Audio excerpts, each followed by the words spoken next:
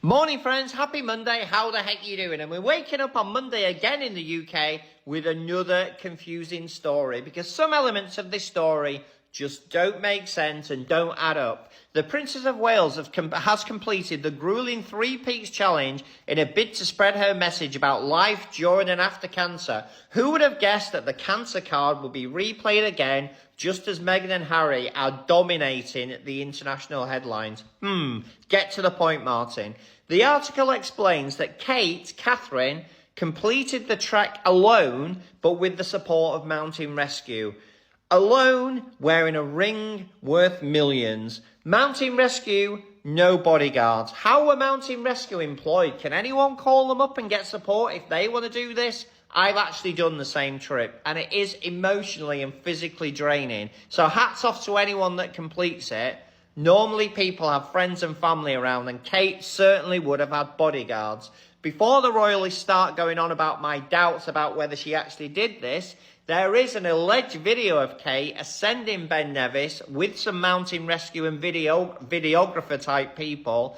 She's seen from the back. That is not Kate. The person that is climbing that mountain is not Kate, because Kate, as we all know, is very, very slim and very, very slight, and that person is not. Also, where is the videos and the Instagram posts from her support team? William, the children, her brother, her mum and dad. No sign of Pippa, obviously, because of the spat.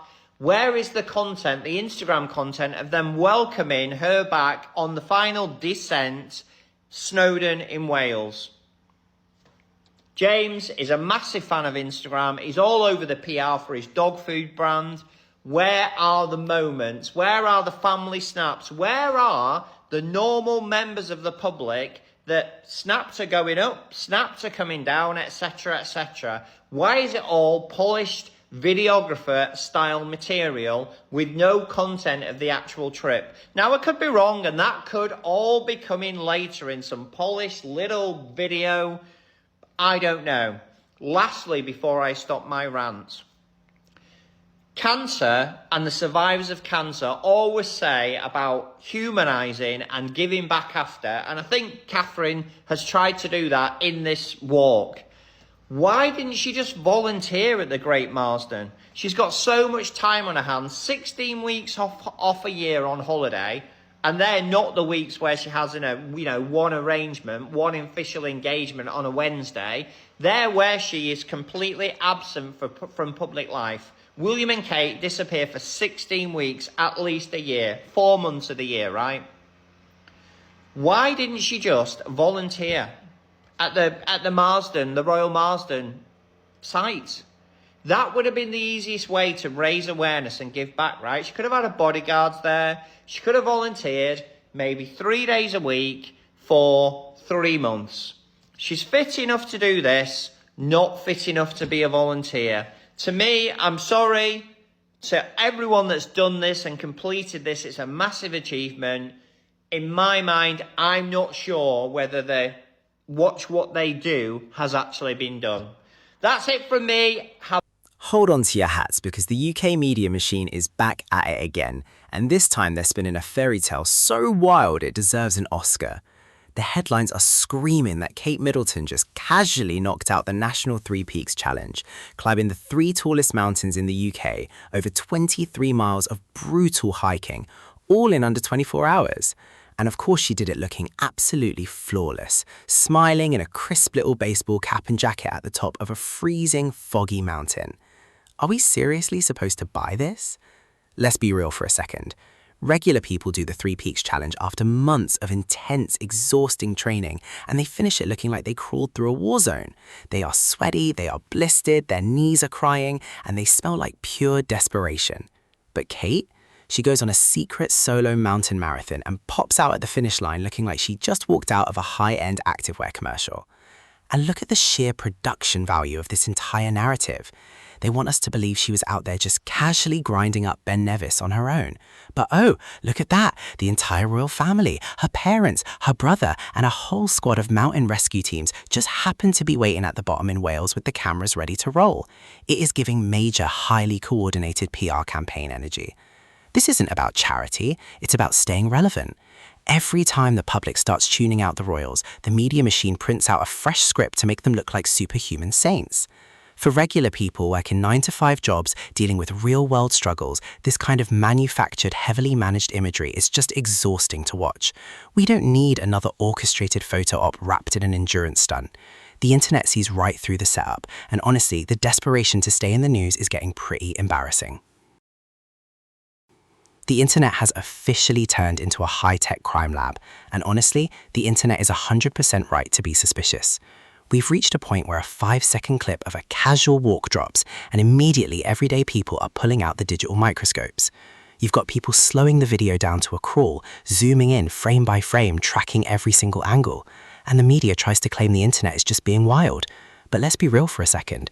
The people calling it out aren't crazy. Look at what's actually in the frame. It's supposed to be a totally random, spontaneous stroll, right? So why is there a bodyguard out front acting like he's running a Secret Service operation, a cameraman perfectly positioned to the left, and another lens tracking from the side? It is giving major, highly coordinated movie set energy. The internet isn't imagining things, they're just pointing out that the math isn't mathing. And this is where the real street-level frustration kicks in for regular people. We are tired of being handled. The UK media machine loves to pull up, drop these perfectly staged, glossy little moments and expect everyone to clap like seal pups.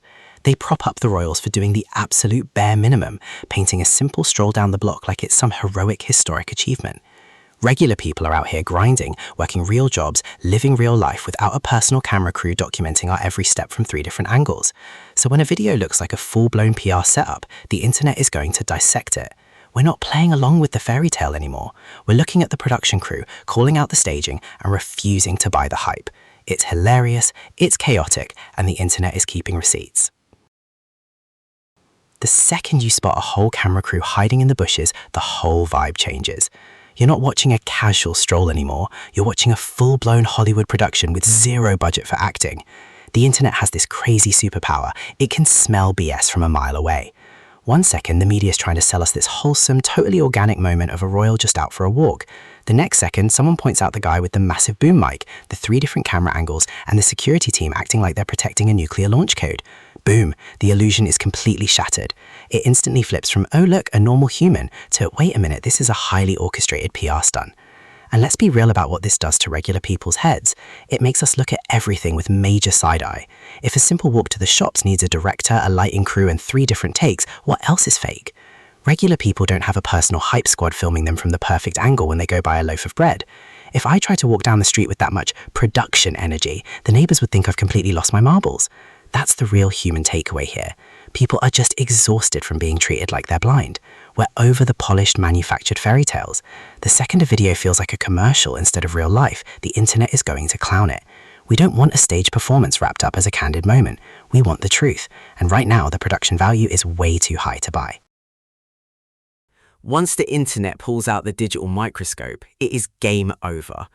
We are talking about people dragging the video speed down to 0.05, zooming in until the pixels look like Minecraft blocks, and hunting for the glitch in the matrix. And honestly, the internet is completely right to go full detective mode on this. The media tries to tell us we're crazy for noticing things, but people aren't stupid.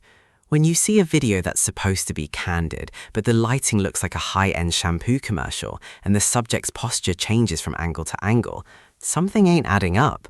You've got people pointing out shifting rings, weirdly blurry accessories, and shadows that don't match the sun.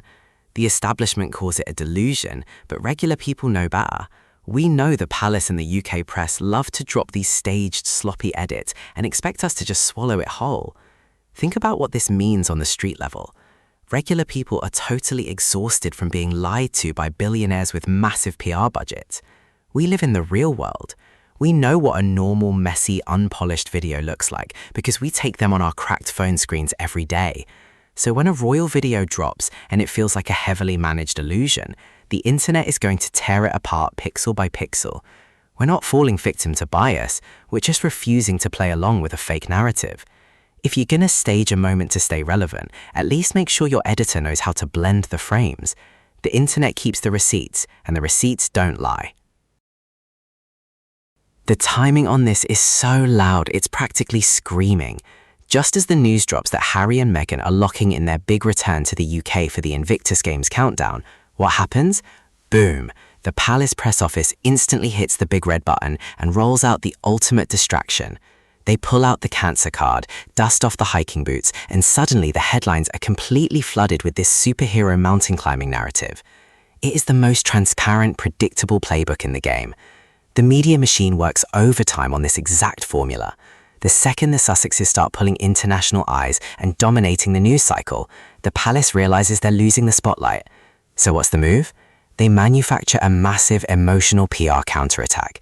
They block out the sun with a highly calculated, dramatic update to make sure your attention is forced right back onto the crown. They don't want anyone talking about Invictus. They don't want anyone looking at Harry and Meghan. They want you focused on the perfectly timed, glossy photo op at the top of a mountain. It's honestly getting absurd how obvious the pattern is. Regular people see right through the scheduling of these drops. It's not a coincidence. It's a media chessboard. The desperation to completely hijack the narrative and drown out the competition the exact week of a major rival event is next-level plotting. The internet is keeping track of the calendar, and the math is definitely mathing on this setup. The loudest part of this entire video isn't even the music, it's the absolute stone-cold silence from the crowd. And honestly, that is the exact smoking gun that proves the whole thing is a total setup. Think about it. We are talking about one of the most famous, globally recognized faces on Earth, supposedly just casually strolling through a public space. But look at the background. Regular people are just walking past, checking their phones, not even blinking. No one is stopping, no one is pulling out a camera, no one is gasping. It's like she's a ghost. The internet looked at that and immediately said, hold up, the math ain't mathing. If a real-world A-lister walks into a room, the energy changes instantly. People freeze, crowds surge, it's absolute chaos. But in this clip, total crickets. It gives away the entire game. The only way you get a crowd that perfectly oblivious is if the whole area was blocked off, managed by security, and cleared out ahead of time to film a slick little commercial. The media tries to make excuses, claiming high security alters public behavior or whatever, but regular people on the street know exactly how humans react to real fame. We don't just ignore it. That's the real human insight here. The internet is too smart to buy a ghost town narrative. We know what organic public energy looks like, and we know what a sanitized, heavily produced set feels like. When you try to sell a manufactured illusion as a candid moment, the very lack of normal human chaos is what blows your cover. The silence speaks volumes, and the internet is reading it loud and clear. We have officially entered the era where simple evidence is completely dead. Nobody just looks at a video and takes it at face value anymore. And honestly, people are 100% right to question every single pixel of this. Think about the video they just dropped of Kate allegedly doing this wild mountain hike. The media wants us to just look at a 5-second clip and clap like seals. But the internet is looking at it like raw data, and the math is absolutely not mathing. First of all, let's talk about the physical reality here. Regular people are looking at the screen like, wait a minute, who is that? Kate is famously super slim, but the woman in this hiking footage looks noticeably thicker. The frame, the build, the movement, it's just totally off. And where is the actual proof of life from the rest of the crew? They claim she did this grueling endurance challenge, but where is the footage of the family hyping her up back home? Where are the candid videos of her crossing the actual finish line with her people celebrating? There's none of it. It's just this weird, isolated, heavily managed clip that feels completely detached from reality. The palace expects us to believe she's out here conquering mountains in the dark, but they can't even provide standard, believable footage of the journey. That's the street-level truth right now. Regular people are hardwired to distrust everything because the establishment keeps feeding us lazy, staged illusions. We're not playing along with the fairy tale anymore. When the details don't line up, the body shape looks completely different, and the supporting footage is suspiciously missing, the internet is going to tear it apart. The old media machine is mad that they can't just trick us with a fuzzy jacket and a baseball cap anymore. But the internet has eyes, and we're keeping the receipts. Thanks for watching. I am your host, Miles. Drop a comment below. Did you see the production crew in the bushes, or are you buying the mountain fairy tale? Smash that subscribe button, and I'll catch you family in the next one. Peace.